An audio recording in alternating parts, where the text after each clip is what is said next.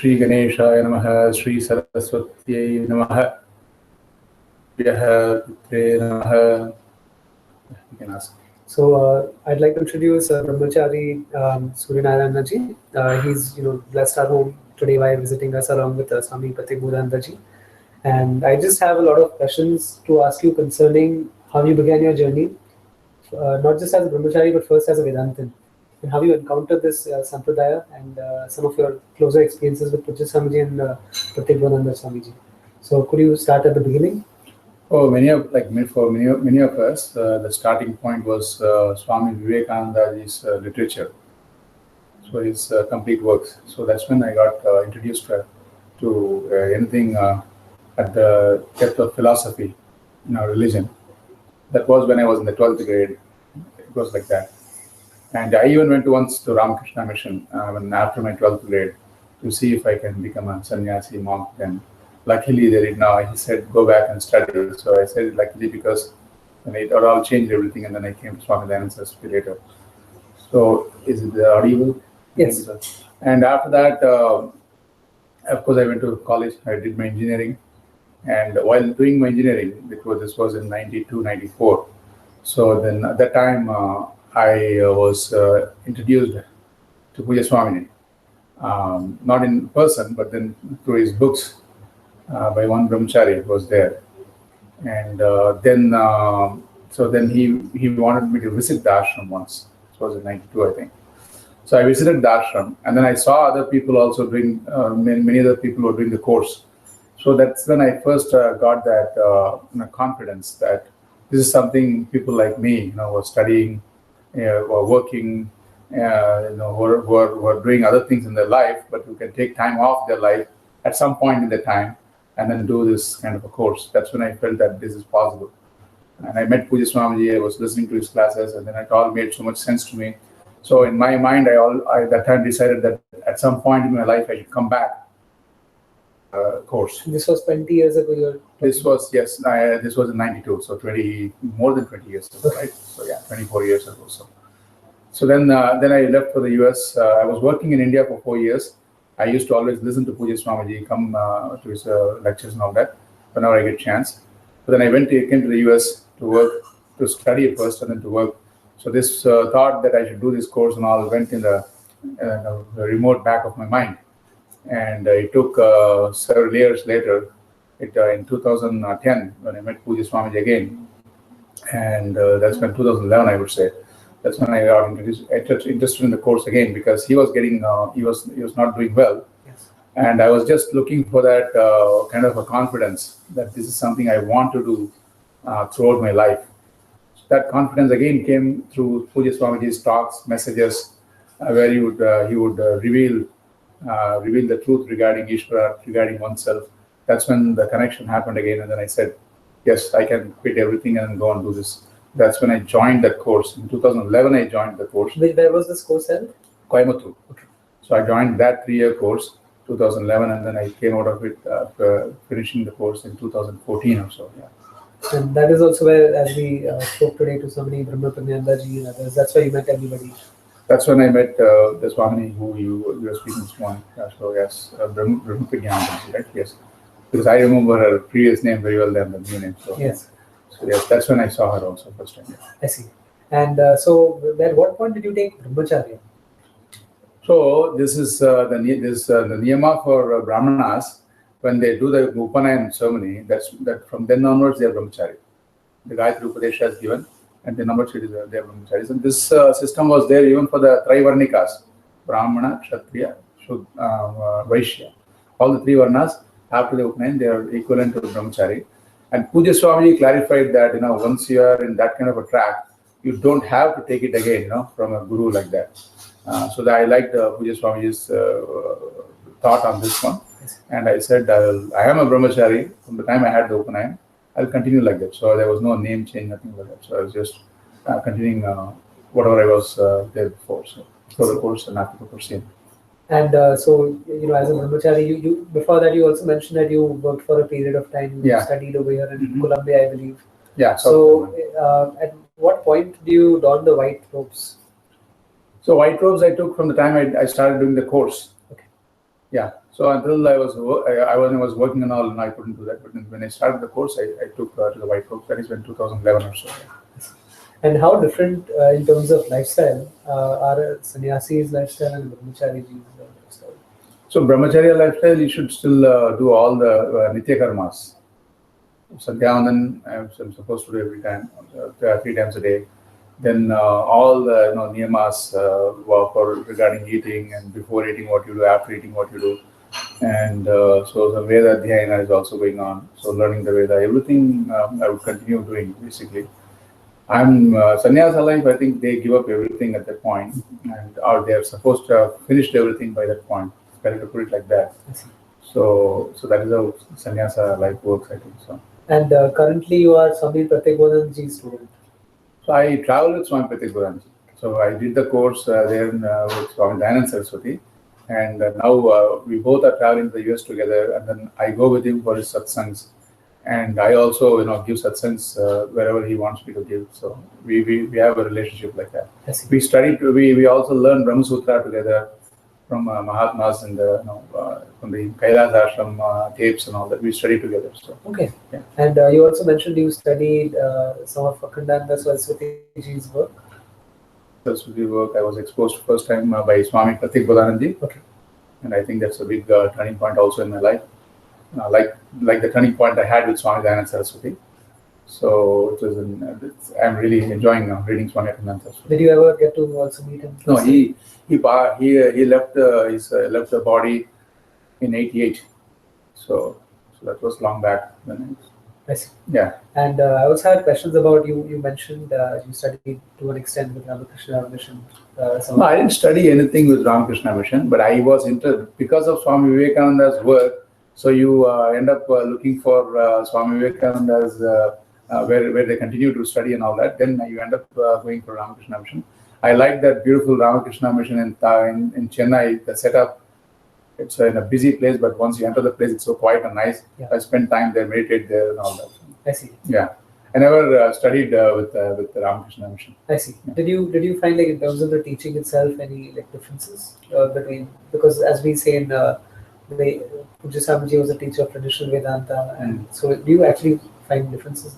With what? With what you read in terms of Swami Vivekanandaji's works, or that pramanatva. Pramanatva means the authority for self-knowledge, authority for knowledge, complete knowledge of Ishvara. Self-knowledge and complete knowledge of Ishvara, the vision of Ishvara. That authority is Vedanta. Vedanta eva pramanam. That was very clear. The idea of pramana I understood better with Pujya Swamiji. And Swami Vivekananda's purpose was all different. And his work is relevant in its own way. And it is inspiring in its own way, motivating in its own way. So I don't think he was speaking for students of Vedanta separately, teaching like that. It was more for the masses, I think. The people who listen to them were all, from different background. So his was more on a Hindu philosophy and that kind of a general. I see. Like a huge cultural icon in that sense. Yes. And so, can you share some of your experiences since you spent time at the resident course in Nanakati? Mm-hmm. Some of your experiences with Pujya Swamiji. So I felt very blessed to be studying under Pujya Swamiji, and then Pujya Swamiji would come every day. His health was not very good at all. He was doing very bad with his health, but we were so lucky that he could come every day to teach us at least 2 or 3 classes. And so the other part of it was, since he was not doing well with his health, he couldn't travel much. And so that means he ended up being in the ashram for most of the times, and we enjoyed his presence. And he even once was saying in the class that but he still used to travel, go for so many events nearby. People keep inviting him for all big things and small things, and so he even made a comment in one of the classes that I am not going as much as I used to travel, but I know. For you, it still looks like I'm going out a lot, but then I'm not actually. So he's a very busy person. In spite of that, he was teaching all of us. He comes on time with the classes. In his classes, he ends on time also. So it doesn't matter for us when he ends because whatever he says is all golden for us. But it was so inspiring that a teacher like him and he took responsibility of all of us. When you're in the ashram, it's not just teaching and going back. Every day there'll be some complaints.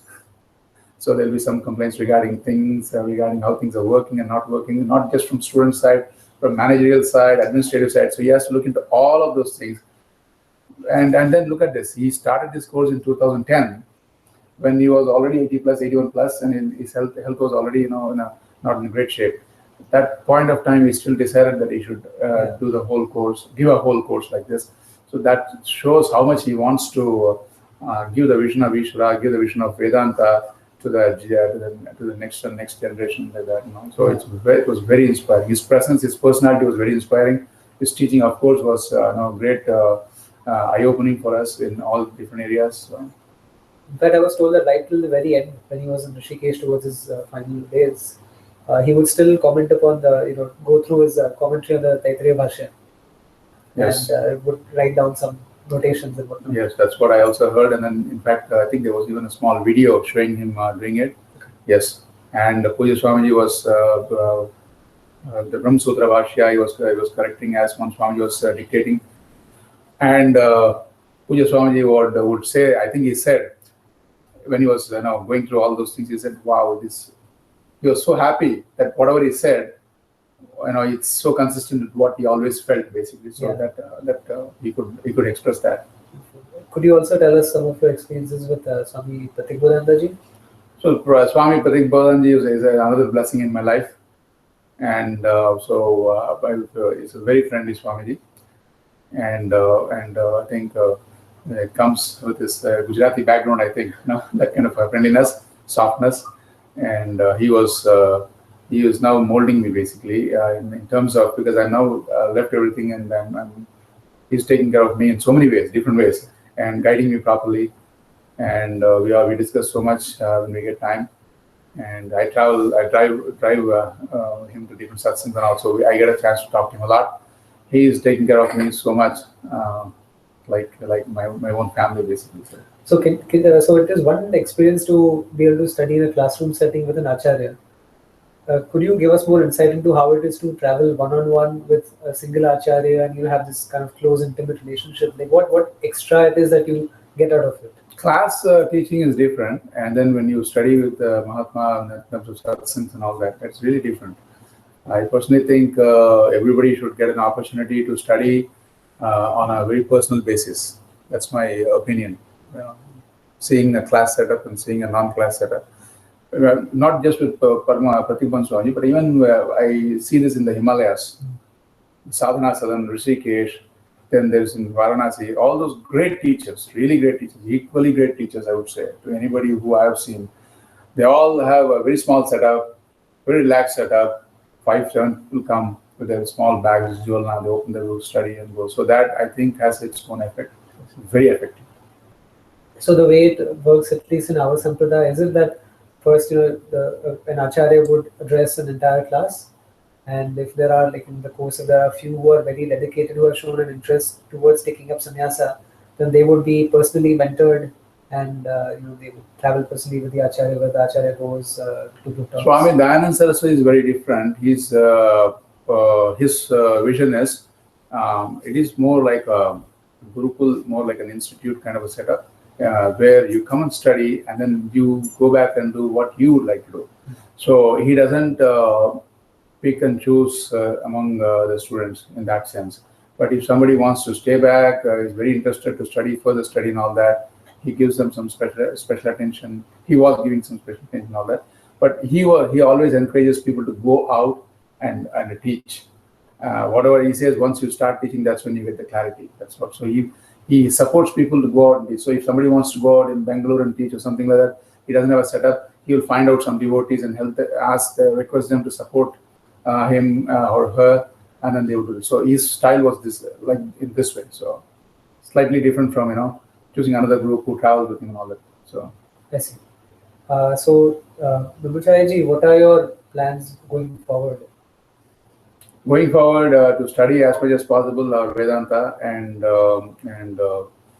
see Ishvara as clearly as possible in all its completeness, because I believe that is Vedanta. So Ishvara Sakshatkara is Vedanta, because Advaita Vedanta is not regarding more than regarding knowing oneself. It is about knowing Ishvara. Ishvara eva satyam. Ishvara alone is there. That is Advaita. Ishvara is there and Jiva is there means there is not Advaita. It's two basically. So, now I would request you for all of us gathered over here to please give some Upadesh and share, just give a talk. So I thought we all had a lunch, very good lunch now. So if I want to say something, it will be in terms of some stories or something. Yes. That also not for too long. I don't know how the timing of our Tamil couple are here. So they have to, so yeah, we can do something like that. If you want to do it as a separate session, we can do it. Or if you want to do it as a part of this, I could always cut it into 2 halves, so it can continue on. all right. Or it could even be one continuous thing. People would be happy to hear. Okay. There's now, yeah, Mahabharata is there, and we all know Mahabharata in bits and pieces. It's a big itihasa. You haven't eaten yet. So in the Mahabharata, there's so many upakyas are there. Upakyas means side stories. So main akhya, the main story is Mahabharata is the Panchapandava versus the Kauravas. And with Krishna on the Panchapandava, Bhagavan Sri Krishna on the Panchapandava side. And there's also a lot of small stories of the Upakyas. Upakyas are also equally important. And when our Swamiji left, he said he's so happy to see three Dampatis, right? So in this house there are three Dampatis we have today. So there's a story in the Upakya. One Upakya is regarding Nala and Damayanti. Nala Damayanti Upakya. So you might have heard this word Nala and Damayanti.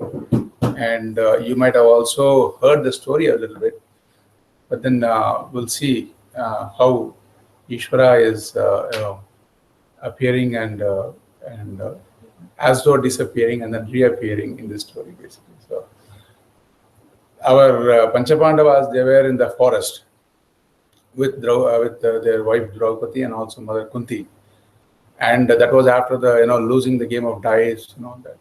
So before the dice game, our Yudhishthira had performed the Rajasuya Yaga. It's a great yaga he has done. That means he's been declared as the emperor, basically. So after all that, he lost everything in the game of dice. See, one thing we should all understand, in those days, this playing dice was an alternative to fighting. You can fight and have a lot of bloodshed and then decide who's the winner, and then you can do that way. Or you can play a game of dice, but then in the dice, what happens is you don't really, you cannot claim the other kingdom forever. In the real war, you can do that. But in this dice, you can only claim the other kingdom for a certain period of time. It's just like leasing. So you can lease the other kingdom for 10 years, 15 years, so it's your kingdom until that time. So that kind of a thing. So they were okay with dice, This is a good alternative. Even between India and Pakistan, for example, they can have a game of some sort of game. It need not be dice, some other game, and they can whoever wins will get say 10 square kilometer of land for a certain number of time, and then after that time they would again do the same thing. So like that they can do. So that this is in the good. See, Mahabharata is saying this. What I'm saying is all these alternatives are there in Mahabharata and Ramayana already. We are not applying it the way we would like to. So that's otherwise we have a lot of solutions for so many problems in the Mahabharata. The Mahabharata has got the entire spectrum of our psychology, for example. So many characters, the way they think and the way they express themselves. It's all relevant to what we are doing right now this time. And so this they're all in the forest. So as I was telling about psychology, Draupadi was really upset. You have lost everything. You followed dharma all the time, but you have lost everything in the process. Look at our Duryodhana. He never followed a single bit of dharma in his life, and he's getting all the goodies in terms of kingdoms and lands and everything. So this Yudhishthira answered. Yudhishthira answer is more important for us. What Draupadi, the way she thinks, is our thinking. But what Yudhishthira is replying is what is more important. He said, I am following dharma, not because dharma has given me something, nor because dharma is going to give me something. I follow dharma because following dharma is my swarupa. So that is, I cannot think, I don't think I have an option in that. That is how Yudhishthira feels regarding Dharma. So that is a very inspiring thinking from on Yudhishthira's side, but it's inspiring for us basically. So Yudhishthira, then they are on the forest, and then Yudhishthira is also, he's a little depressed. Not really depressed, but then I used the word depressed because that will again bring out some of our own way of thinking and see how Yudhishthira is approaching the problem basically. So there was one great rishi called Brihadarsha. Brihadarsha Rishi is visiting Yudhishthira in the forest. All the rishis and munis were visiting Yudhishthira and his family only. They were not going to Duryodhana and doing chamchagiri to him and saying that, you are the king now, Yudhishthira is nothing, you are everything. They were not singing his praise. Again, something to know, because wherever there is power, people all lean towards power only. There's this saying in the English, might is right. That's how people think basically. So, but then all the rishis were coming. In fact, there was so much rishis and munis visiting the Yudhishthira family in the forest, he had to pray to the sun god for the Akshaya Patra, so he can feed everybody properly, because he's a grahastha. Just like you are feeding today, he has to feed all the different, all that undia means undia should come out of the patra. Right? So he had to do all that. So he took care of the rishis, munis like that. Brihadarsha was there, and he had one question for our Brihadarsha Rishi. Asti Raja Maya Kashid Alpa Bhagyataro Bhuvihi Alpa Bhagyataraha Alpa Bhagyavan. मेरा जैसा अल्प भाग्यवान और कोई है क्या इस दुनिया में? क्या हो गया तेरा को करके पूछने से? He's saying that yes, look at me. I was Chakravarti. I was an emperor. I lost everything, and not only that, even among my own family, there's not complete understanding regarding how my heart was feeling towards dharma in all those situations. And he was saying sometimes his own brothers also discuss something interesting. Between our Bhima, of course, he was so angry about the whole thing. Arjuna, Bhima, then our Nakula Sahadeva, they discuss amongst themselves. They were discussing what is more important, artha or kama, dharma or moksha. Then our one of the brothers is saying artha is more pradhana, because if you have artha, you can buy everything. To do dharma, you need artha. And in fact, we come to America so that we can have some artha and have some peace of mind and follow some dharma or follow some satsangs and go towards moksha, for example, right? That is all our thought process. So this is all there in Mahabharata, captured in Mahabharata already. So artha is more pradhana, brother saying. Other brothers saying, what is the use of artha? You have artha and then you keep on accumulating artha. When are you going to enjoy it? So enjoyment is more pradhana. Kama is more pradhana. That is another brother's opinion. Of course, Yudhishthira's opinion is dharma is more pradhana. So like that, the brothers were discussing. So he was telling all this to the rishi and then saying that, is there anybody who has suffered as much as I have suffered? And in fact, he's even not letting the rishi answer. Yudhishthira is answering himself. He's saying, I don't think you have seen anybody like me. That is what Yudhishthira is saying. Sometimes, it happens in our life also when there is so much difficulty. Why here we feel that is something very unique to our situation. Like that Yudhishthira was feeling, and the rishi was saying, the answer the rishi gave him was, at least you have 4 brothers with you and your wife is with you, okay? And I will tell you a story regarding Nala and Damayanti, where they have suffered more than anybody else. At the same time, they were united all through, even before suffering. During the suffering, they separated. They lost each other physically for a length of time. And then again they reunited. I will tell you the story like that. He's starting a story. So this story I have taken up just so that it's a long story. I won't tell you the whole story. But in the Nala Damayanti Upakhya, the very interesting part is Nala Damayanti Swayamvara.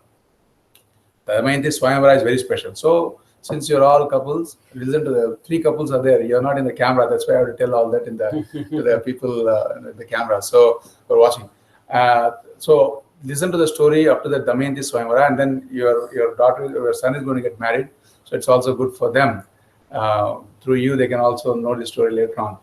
So our Nala and Damayanti, Nala was a great devotee of Lord Parameshwara, even in his previous birth. This nobody knows. So many people, many storytellers, they may not cover this part. So he was a great devotee of Lord Shiva. In fact, he was wearing one Rudraksha bracelet. That was Nala's symbol in his hand. So then Shiva, in his last birth, they were serving Shiva, Lord Shiva. They were both, Nala and Damayanti were both forest dwellers, and the Shiva once happened to visit them in the Vesha of a hunter, and then they took care of Lord Shiva. But then in the process, they had to have Shiva sleep inside the house, inside the hut, and they were sleeping outside. And during that time, unfortunately, they lost their lives to some wild animals. So Shiva decided, now that they have come back again in this birth, I'm going to reunite them. So that was Shiva's sankalpa already. That Shiva sankalpa, now see how it's going to happen like now. So now there was a bunch of swans flying towards Nala's palace. Nala was he was a son of Nausha, one great ruler, king of Nausha, and Nala himself was a great prince. He was very handsome. He was a dharma. He was a great follower of dharma also. So he had all the great qualities. And then there was a lot of swans flying in his palace area, maybe in his garden area. And those swans, he managed to catch one of them, basically one of the birds. And the bird started talking to our Nala. One of the birds said, "I know you're having fun by catching me, but then if you let me go, I know a princess who is equivalent to you, who is the only match for you. I'll go and talk to her about you." And Nala, the way the swan was describing the princess, Nala got very interested. He said, "Okay, I'll let you go, and please go to her and talk about me." Like that, he's letting the swan go. The swan is going and then going to Damayanti, and Damayanti also, was wondering at the swans and all that, and she couldn't catch a swan like Nala. Nala was also king means prince means he can also hunt and catch and all that. But then this bird nicely came near Damayanti and started talking to Damayanti, and Damayanti with all wonderment, she was listening to the bird. The bird was describing Nala to Damayanti, and Damayanti also got very interested in Nala. So this is all Shiva's Leela. Shiva is creating this situation. So now Nala knows Damayanti and Damayanti knows Nala. And then after some time, Damayanti has got 3 brothers, and then her father was also a great king. I think his name was Bhima, not the Bhima not the Bhima of Yudhishthira Pandavas. It is another Bhima. And he is watching his daughter, and he's seeing a difference in the way she is. She's always thinking of something and all that. He understood. No, it's time she should get married. So he is ordering a Swayamvara for Damayanti. So Damayanti Swayamvara is ordered, and then so in those days, Kshatriyas, they only do Swayamvara and choose their bridegroom in the marriage. So that is the Kshatriya Paddhati basically. And so even if Bhima is Damayanti's father, even if he knows that Damayanti is in love with Nala, he has to ask for a Swayamvara, and in that Swayamvara, she has to choose Nala. It has to be always like that. So they want to make sure that the daughter is seeing all the other princes also, and then deciding, because there may be other great princes and all that. See how much they do for the daughter, and make sure that she gets the best out of the best. The Swayamvara is arranged, and then Nala is getting ready for the Swayamvara, and he's going towards Swayamvara. A lot of princes also are ready to go to Swayamvara of Damayanti. They're all going towards it. It is as if the whole world is going towards in one direction to Damayanti Swayamvara. That much, because she was a very beautiful woman, and she had all the qualities of Mahalakshmi also. So basically, beauty is not just physical beauty; it's also all those lakshana of goddess she had in her, like a Bhuloka Lakshmi she was.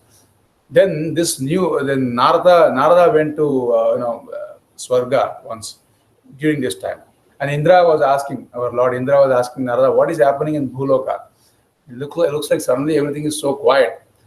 Sometimes, there's always some fight between kings. And then if the soldier dies in the war, he goes to Swarga directly. It's called Veera Swarga. So I don't see anybody attaining Veera Swarga for the last several days or several months. What is happening in the Bhuloka? Then Narada explains, no, they've all ceased. There's a big ceasefire for now. Nobody is fighting anybody. Everybody is going towards Damayanti Swayamvara. So that's why you're not getting any people coming to your Swarga, Naraka. Nowhere there's people because of that. And then he's describing about the Swayamvara and Damayanti and all that. Then our Indra also gets interested now. Indra has got his own wife Sachi. Sachi Purandarabhyam Namaha, Vani Hiranyagarbhabhyam Namaha. You say that, you remember? In all the mantras, Sachi Purandarabhyam Namaha, Sitaramabhyam Namaha, Vani Hiranyagarbhabhyam Namaha, all these great Divya couples. So in that, our Sachi Purandarabhyam is already married to Sachi, but then Indra is getting ready to go to Damayanti Swayamvara, and he's saying, let me not go alone. I'll take with me Lord Agni, Bhagavan Agni, Bhagavan, Yama, and also one more Bhagavan Varuna. So Indra, Varuna, Yama, and Agni, all the four are going to Damayanti Swayamvara, because Indra won't go alone. He also wants his retini. When other kings can have their own small group, then why not Indra? He's going with the Swayamvara. So 4 plus 1, 4 of them are going from the Devatas are going to Swayamvara, and one prince is going to Swayamvara. Of course, several princes are going. And then when they're going, they're not going straight to the Swayamvara. They're going straight to Nala. Nala. And then Nala is walking to the Swayamvara. Nala is going towards Swayamvara. They're going towards Nala. And they're stopping Nala. And then Nala, as soon as he sees all the Devatas, he's able to recognize them. And then the Devatas are praising Nala. Oh, Satyavachi, the one who keeps up his word, who never fails what he says, and all that. They're giving all the flowery description of all these great qualities. And Nala gets so excited. Nala is so happy. I just need your darshan, and that itself is a big blessing. And from your mouth, I'm hearing so many good things about me. What more can I ask for? There's no more blessing more greater than this. But now, complete. Let it be a complete blessing. Please let me do something for you. Order me what I can do for you. Nala is, he was so heart was so filled, and he's saying, "Order me, please give me order. What can I do for you?" That is Nala. This is a good trap now. Nala is he's saying, "Order me what I should do for you." Then you'll do anything? Yes, I will do anything. Please let me know what I can do for you. Indra is saying, "Okay, now this is the thing. We four are going to Swayamvara of Damayanti. So you please go to Damayanti as our messenger, and let her know that she should choose one of us for a wedding." How is that?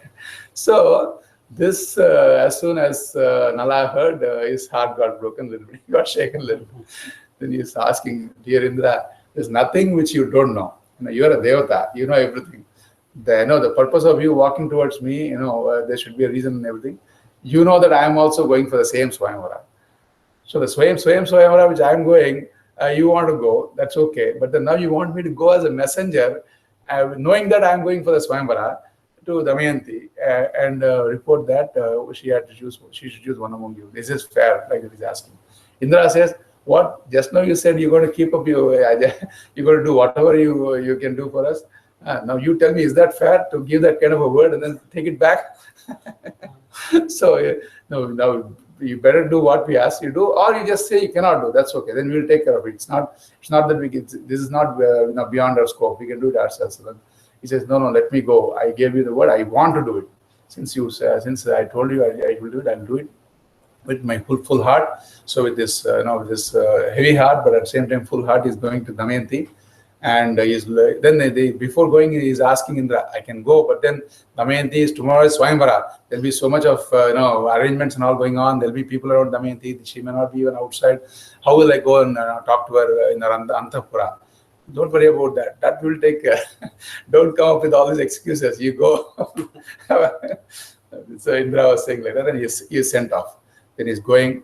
And as it's miraculously when he's going there, everybody is walking away. All the lady servants around Damayanti, and Damayanti is by all by herself. She could see Nala. Nobody else could see Nala. And at the same time, they all got dispersed. And she was so happy to see Nala. In the sense, she was like, this person is Nala knew Damayanti by the time, but Damayanti does not know this is Nala. But at the same time, she was thinking, "Wow, this person looks like all the qualities which the swan was describing of Nala. She has got all the qualities. Looks like, and then is he Nala like that?" She's thinking, and then he's first introducing himself. "I am messenger from Indra, Agni, Varuna, and Yama. By the way, my name is Nala." That is how she's introducing him, and so he's introducing himself.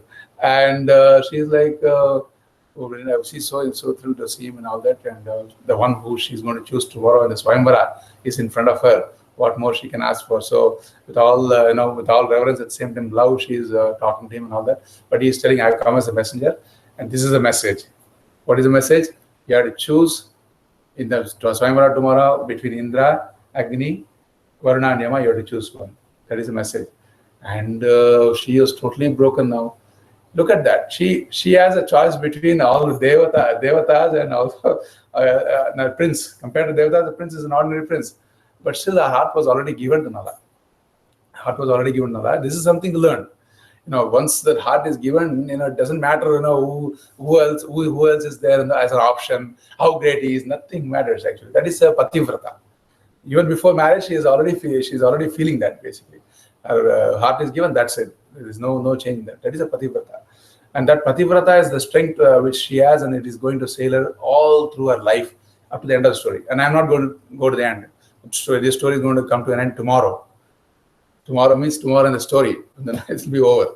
So this, she's telling, how can I do that? From the time that Swan talked to me, as a swarupa of Bhagavan himself, I considered, and I don't have any. First of all, the thought of marriage was not there in my mind, and that thought, the marriage thought came, and in that marriage thought only you were put in that by some divine sankalpa, and from that time onwards, I don't have anybody else. I cannot choose anybody else. And Nala is, not doing his job just for Nam Kevas, namesake. Okay, he didn't go, said, okay, you do what you want to do. I don't know. This is what the message from Indra. Now I am going. Like that, he did not do. He was saying, no. He said, please choose one among the devatas. They can do more good to you than what I can do. He's arguing. He's advocating for the sake of the devatas. And Damayanti, after hearing all that, says, okay, now I know you want to be a perfect messenger for the devatas, and you've done your job. Please do a small job for me. You go back to the devatas and convey my reverence. At the same time, tell them I will still choose you in the Swayamvara. So that is the Damayanti's pativrata, and because of the pativrata strength also, the mental strength of our woman basically. And then this strength is not a strength against the devatas. It is a strength because of her devotion to the Ishvara. That is how the strength. You will see that in the story basically. See, that is how the strength is. So then she will see when Nala goes back to Indra and all that. Indra and all the devatas, he conveys a lot of regards. He conveys what Damayanti said, and they were looking at each other, devatas. Oh, is that what she said to you? So we, in spite of we sending you as a messenger to choose one of us, she has decided to choose you only. Yeah? Let us see how that happens tomorrow. That is how all the devatas are saying back to Nala. And the next day dawns, and Swayamvara is going to be starting. And of course, our Damayanti is standing with her mala in her hand, determined in her mind with all prayers. She has decided that she should have the courage, muster the courage to choose Nala, and she is walking towards all the princes and kings who are out there to show their best. And she is looking for Nala. Her eyes is searching for Nala, and she sees Nala, but she doesn't see one Nala. She sees 4 Nalas, 5 Nalas there. Indra, Varuna, I agree. 5 Nalas, 5 Nalas. So she's seeing 5 Nalas there. That is it. Now see how the devatas, they think always ahead of us. If they want to do something, they can, they think ahead of us. And so she's totally trapped. Completely trapped. And our now see, look at this. We have difficulties in our life, and sometimes we think, why is Bhagavan doing such, putting us in such a situation? We feel like that. And but then when we feel like that, that feeling is not wrong. Okay, it's actually correct that Bhagavan, because of Bhagavan only, everything is happening, including what we are undergoing. But along with that feeling, what should come is, oh Bhagavan, you should only help me to, because it is because of you, only you can help me to solve this situation. That kind of a prayer should happen to come out of the situation. It can help when we are in a situation like that. So Damayanti did the same thing. She closed her eyes and said, Bhagavan, Ishvara, she's in her heart, she's praying to Indra, Varuna, Agni, and Yama, saying that you're all devatas, you're all Ishvara's amshas, and nothing which you do is against what Ishvara has decided already.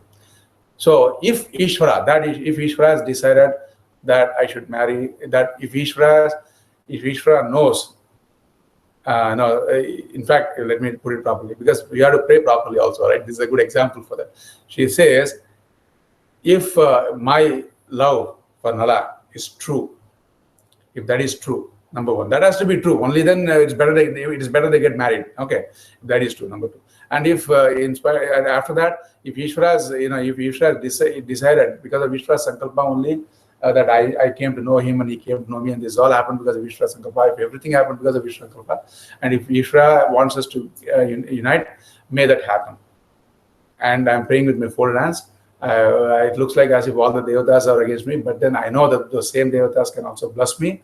With that attitude, with that reverence, I'm holding my hands and praying like that. She's praying, and the moment she prayed like that and she opened her eyes, the devatas revealed to Damayanti certain differences between a devata and a manushya. So because now everybody is Nala, all five are Nala, but all that is four of them are devata Nalas. One is a real Nala, right? So that difference she has to see.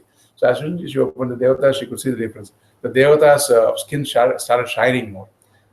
Divi Bhava, their skins are more, Devata's skin is more shining than the Manushya skin. They're more shining. The Devatas, their eyes don't wink. Nala, every now and then his eyes might wink. And Devatas, their skin is dust won't touch their skin. When Nala, if you work, Devatas don't sweat also. Nala and all, yes, when he comes after so much of horse ride and everything, little bit skin will be little shininess. You may put so much makeup and you go there, and once you go there, the makeup, there's some change, right, in that makeup. So like that, Nala, she could see the difference between Devatas and Nala. Devata's feet don't touch the floor. Nala's feet was well grounded. That's why we say that when you walk also, you should walk like not like a devata, then you cannot walk, but not like, you should not stamp the floor too loud and all like that. So nicely you should walk. You should not scratch the floor also when you walk. So all these differences, mudrikas, she could see the difference between Nala and the other devatas, and then devatas became, they were all, so much, they were all, they were expressing their prasannata towards Damayanti Nala, and they were very glad to have Damayanti choose Nala in the Swayamvara. So she could choose Nala, and then each devata gave them a boon also. They said, see, because if the devatas had not come in this whole picture of this Swayamvara, all these great qualities between Nala and Damayanti would not have come out, basically, right? So this is all because of that, the great qualities of Nala and Damayanti came out and all these things. So it looks as if the devatas are going to mess up with the whole thing, but then, it has all come out. More glory of Nala and Damayanti, more glory of Ishvara also come out, because starting was Ishvara. Again, now ending is also Ishvara. Ishvara Sankalpa, when it gets fulfilled, Ishvara has been there all through. That is how it has happened. So the Indra is blessing them. Whenever you do a yaga, I will come and do the Svikara of the Havis directly. Look at that. You're all doing homas every now and then. If Indra himself comes and takes Indraya Swaha, when you do an Indra comes and takes what more you want. That will change your whole life once you see something like that, right? So Indra is saying, I'll do that for Nala. Damayanti, and then our Varuna says there won't be any Durbiksha. So you'll be all Subiksha will be there, all with respect to grains and all that. Our Agni says there won't be any shortage of fuel for cooking or for running the kingdom. There won't be any shortage of fuel. Indhanam, there won't be any shortage of fuel. And Yama is giving the biggest blessing. He says, whatever may be your difficulty in your life, you will never go against dharma. So indirectly, he's saying that there's going to be coming a lot of difficulty. So he has already told that is going to happen after that. But then they again reunite, and it's a great story. And this is the Nala Damayanti story is a great example for Tampati, ideal Tampati, basically. People who listen to Nala Damayanti story, at least up to this Swayamvara Katha, there will be Aikyata, Aikya Madhya. There will be more unity in the family, because in Kali Yuga we need that. This whole story is happening during Kali Yuga. Just after Krishna left the world, when the Kali Yuga, after which the Kali Yuga started, this story is there. But then Nala Damayanti story is being quoted by Sita Devi. So looks like Sita Devi, even before Kali Yuga, the previous Kalpa Kali Yuga, this might have happened. Nala Damayanti story that Sita Devi is able to quote. So all these things we can make connections like that. So Nala Damayanti story is a very famous story, and may you all be blessed by Ishvara in all that you are seeking in your life. Hari Om Tat Sat. Thank you.